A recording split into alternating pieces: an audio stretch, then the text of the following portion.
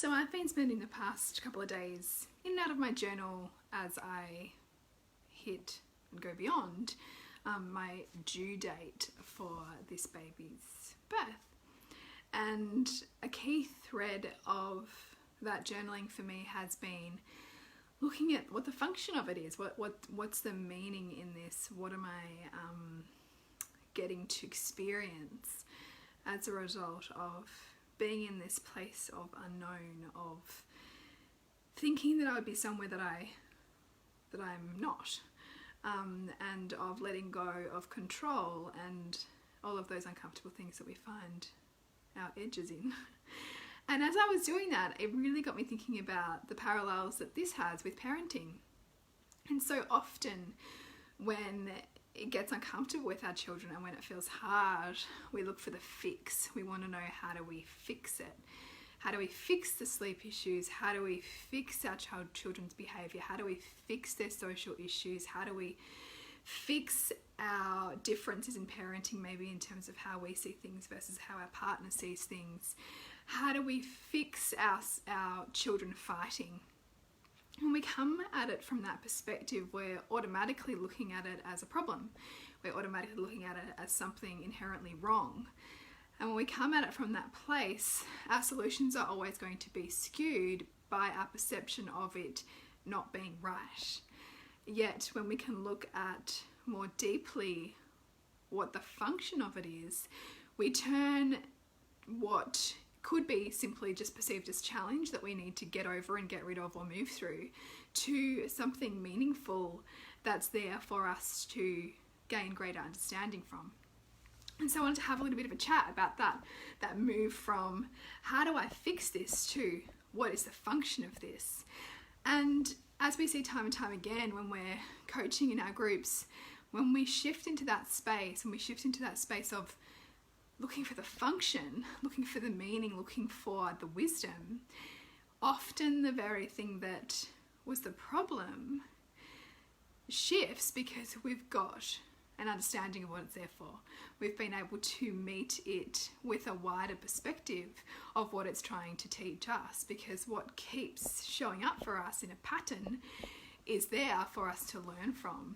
And the more pain associated with it, the more stress that we have in our bodies as we feel it arise within us, the more we're going to keep meeting that same dynamic with our children or with our partner, or in our parenting challenge. So shifting that thinking into what's the function of this helps us open up our perspective. So some examples of that might be, siblings fighting, right? So you don't like it. You don't like the sound of your kids fighting. You just want them to stop. It's frustrating. It grates on you. You feel the energy and frustration rise in your body. And you want it to go away because it feels uncomfortable, right? It feels uncomfortable because everybody around us, because of our nervous systems communicating before we communicate, they're setting us up to feel how they feel. And often we don't like that feeling, so we want it to go away. But yet the reality of family is, the purpose of family is growth, not peace. And we can get stuck on wanting to avoid conflict, but if we try to avoid conflict in the family, we'll just get conflict outside the family. Because conflict and learning how to manage conflict is one of the key things that we need for relationship building and for navigating the world. And what better and safer place to learn to navigate that than within the family? And so when we can shift even that as a parent and see what our kids gain from squabbling and from fighting, we can open up new thresholds for presence in that. We can open up more capacity within our systems to be with their raised voices, to be with their frustration, to be with their tone of voice that we find difficult, because they don't learn conflict by us telling them to stop fighting, or by us telling them to be quiet, or by us solving it for them. They learn to be in and move through and make safe conflict by having conflict. And yet for so many of us, that was not safe as children, so we shut it down with our own kids because it feels too uncomfortable. We haven't got the literacy ourselves around conflict, and so we're not familiar with allowing it to be in our homes through our children. But we do them a great disservice and ourselves a great disservice when we don't. So rather than trying to fix conflict, what is the function of conflict? How does it help serve our children? How does it help serve us? How does the conflict around our parenting choices help us grow more clear in our own truth? Help us learn more effective communication skills with our partner? Help us teach our children how to repair relationships? Because these are all just as necessary as how to learn to kindness or how to learn generosity or learning, different, attributes that we might say are more desirable. Our kids need both. And so what are you looking to fix? I think it's an interesting question to ask ourselves in this parenting role. What do we feel we need to fix in our children? And how is that a reflection of what we have not yet accepted within ourselves or within our family as safe or okay or functional? Because if we're labeling it as dysfunctional, we haven't found the meaning in it yet. Because in a family, everything is needed. All parts are needed. And the more that we try to cover over something or minimize it, it comes out somewhere else. Because a family is a system, and a system requires all pieces of that system to function well. Whatever parents repress, the children will express. If you're constantly telling the children not to hit each other, they might hit the dog. Like, it has to come out somewhere. And so looking at where that is and what it's there for helps us to rise above our emotional reactions to see the wisdom in it. And we get more freedom, we get more capacity to hold more, and we likely get better at knowing what we need to show up, and also knowing what we need in terms of the boundaries that feel right for us, so that our children see us as more whole people, not just their mother or their father or the person in service of them.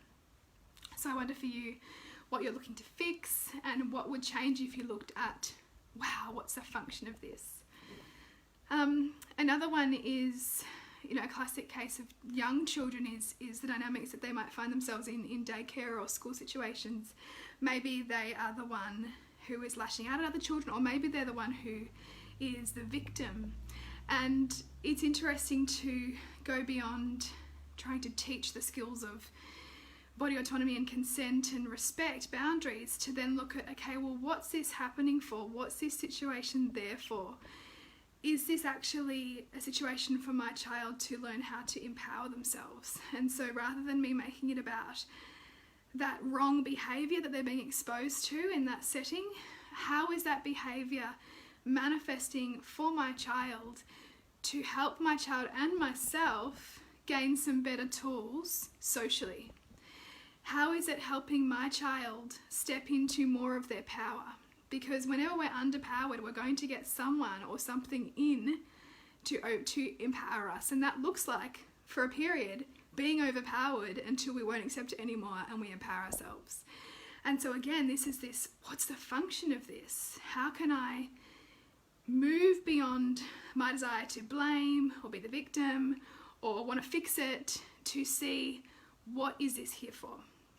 What is this here for me to learn about my child? What is this here for my child to learn about themselves and how they want to be in the world? And what is this here for me to learn about myself and perhaps what I'm making my story and putting onto my child? There's so much here when we can shift that thinking.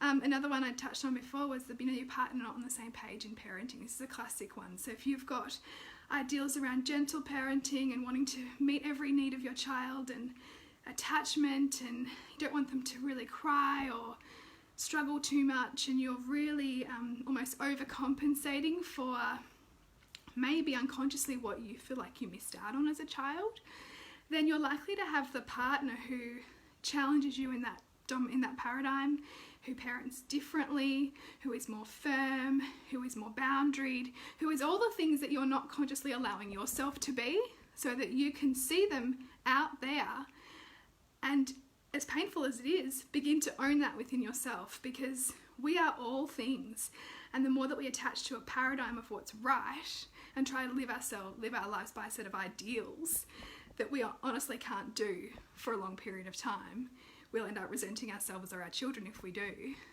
The partner who's playing out the opposite traits to what we're playing is there to help wake us up to those parts we haven't owned. And so when we can do the uncomfortable work of seeing that, we can see what they're there for, how they're helping us to grow, because their approach is their view of the world, but it's also an unconscious function of our polarization to help us get back into balance. So I would ask you, what is it that triggers you about the way that your partner parents? Where is that meaningful for you and for your child to widen your own window of tolerance, to widen your own capacity to feel and express the myriad of human behaviour? Because it is functional even when it feels uncomfortable, and it likely also plays out perhaps a role that was present in your own childhood dynamic to help you meet it again and move through it, because that's the nature of evolution, and we tend to create similar family systems to what we grew up in so that we can heal, right? But we only heal when we can make meaning from it. If we don't make meaning from it, we continue to meet it and meet it and meet it and meet it until the point where it feels like it's going to break us and then we can't put up with it anymore. So if that's you, I wonder if what you could look at, instead of trying to fix your partner or fix the way they relate to your child or fix what you see as wrong, ask yourself what the function of this is. What is this trying to reveal to me?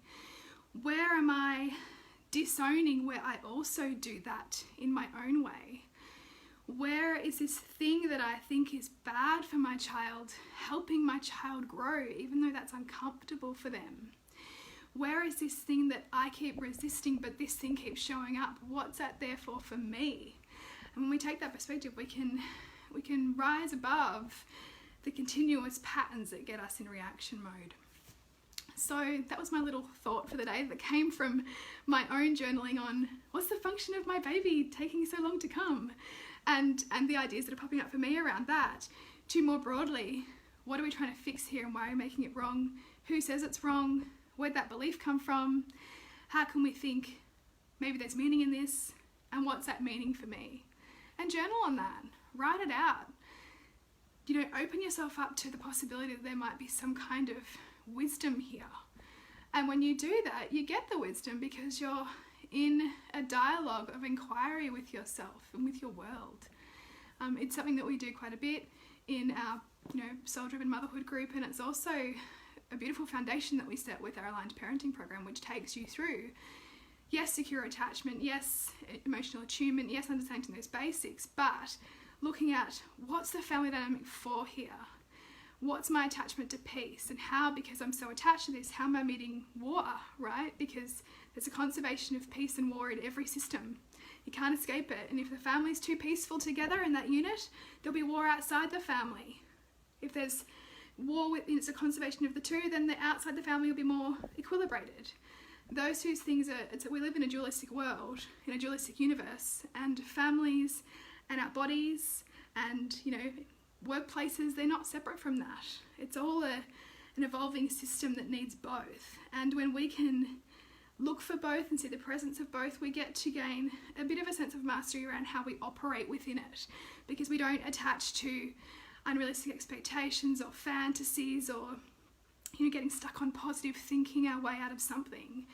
We instead look at a situation and see the wisdom in it for what it is and the function in it for what it is, and then we can navigate within that, which is far more empowering than trying to fight an inherent natural law that governs everything.